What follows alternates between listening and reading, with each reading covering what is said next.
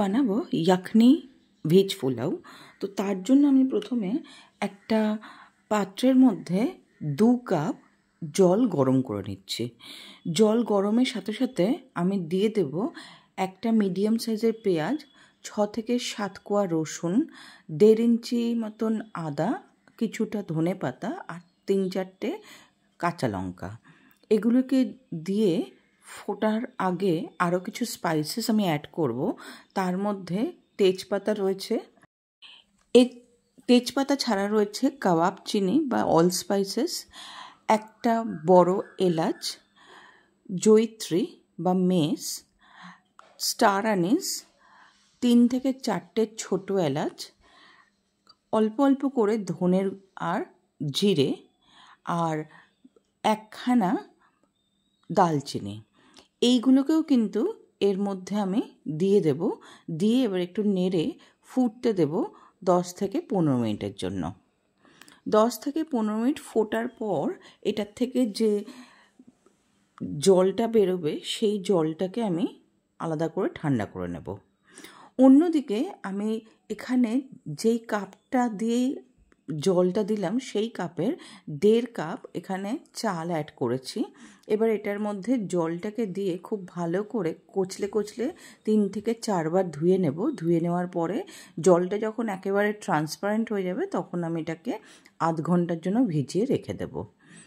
অন্যদিকে কিন্তু আমার এই স্পাইস দেওয়া জলটা সম্পূর্ণভাবে ফুটে উঠেছে, প্রায় 10 মিনিটের মতন হয়ে গেছে। আমি এবার এটাকে ছেঁকে আলাদা করে নিলাম। এবারে আমি কড়াই বসাবো। কড়াইতে তেল গরম করব। তেল গরম করে আমি একটা মিডিয়াম সাইজের পেঁয়াজ বেরেস্তা বানিয়ে নেব। বেরেস্তাটা বানিয়ে নেওয়ার পর আমি সেই তেলের মধ্যেই ভাজবো পনির। তো হালকা হালকা করে আমি এখানে পেঁয়াজটাকে ভেজে নিয়ে যখন গোল্ডেন কালার হয়ে এসছে তখন কিন্তু আমি উঠিয়ে নেব। এরপরে কিন্তু আর ভাজবো না, তাহলে কিন্তু তেতো হয়ে যাবে। এরপরে যেটা হবে, এর যে নিজের ভাপে ভাপে বা গরমে নিজে আরেকটু কালারটা চেঞ্জ হতে থাকবে। যখন এটা উঠিয়ে নেওয়া হয়ে গেল, এখানে আমি 200 গ্রাম পনির নিয়েছি। এই 200 গ্রাম পনিরকে আমি কিউব করে কেটে নিয়ে এর মধ্যে তেলের মধ্যে দিয়ে আমি আবারও খুব সুন্দর করে এগুলোকে লাল লাল কালার হওয়া পর্যন্ত ভেজে নেব।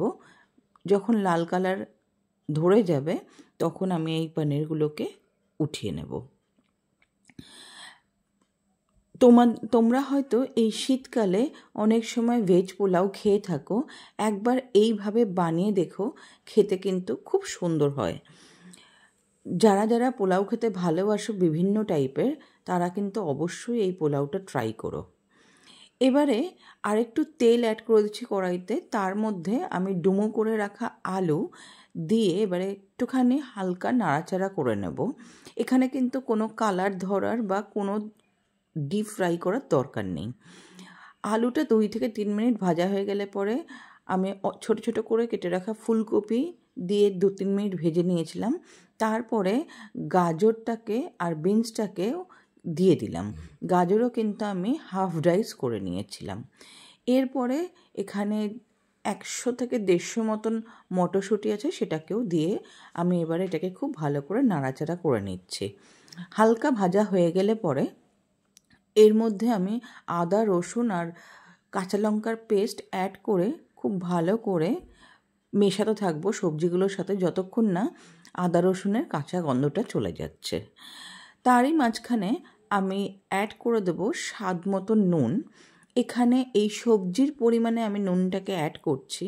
নুনটাকে দেওয়ার পরেও আমি আবারও 2 থেকে 3 মিনিট হাই ফ্লেমে কিন্তু এগুলো সম্পূর্ণটা ভেজে নিচ্ছি। যখন সব কিছু ভাজা হয়ে যাচ্ছে তখন আমি আগের থেকে বেরেস্তা বানিয়ে রেখেছিলাম, সেই বেরেস্তাটাকেও দিয়ে 2 থেকে 3 মিনিট আবারও সবজির সাথে সুন্দর করে নাড়াচাড়া করব। সবজির সাথে সুন্দর করে নাড়াচাড়া হয়ে যাওয়ার পরে আমি এর মধ্যে অ্যাড করে দেব আগে থেকে তৈরি করা যে জলটা ছিল সেই জলটা। এখানে কিন্তু 2 কাপ জলটাকে 1 কাপে নিয়ে এসেছি, আর যেহেতু আমি 1.5 কাপ চাল নিয়েছি, আমি কিন্তু 3 কাপের একটু কম জল দেব, বিকজ আমি অলরেডি চালটাকে আধ ঘন্টা থেকে 45 মিনিট ভিজিয়ে রেখেছি।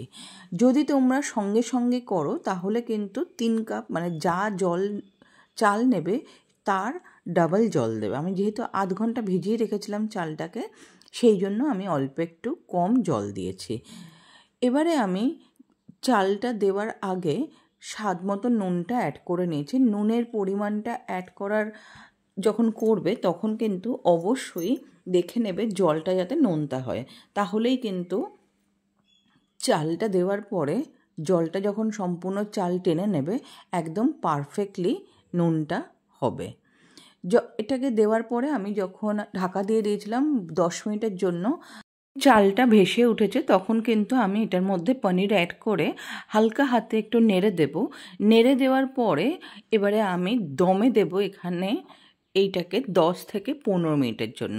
10-15 মিনিট পরে তারপরে আবার এটাকে খুলে দেখাচ্ছি।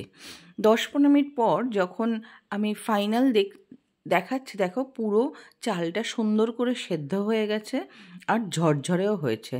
ঝরঝরে হয়েছে কিনা সেটা আরও ভালো করে দেখিয়ে দিচ্ছি। কোনো দিকে কিন্তু সেরকমভাবে আর জল লেগে নেই। তো অবশ্যই কিন্তু এটা ট্রাই করে জানিও কেমন লাগলো তোমাদের। যদি ভিডিওটা ভালো লেগে থাকে তাহলে লাইক, শেয়ার, সাবস্ক্রাইব করতে ভুলো না। কমেন্ট করে জানিও কেমন লাগলো। বন্ধুবান্ধব, আত্মীয় পরিজনের সাথেও অবশ্যই শেয়ার করে দিও। আর আমার সেম নামে একটা ফেসবুকে পেজ আছে, সেটাকেও ফলো করতে ভুলো না। তো জানিও কেমন লাগলো। দেখা হচ্ছে নেক্সট ভিডিওতে। ততক্ষণের জন্য টাটা।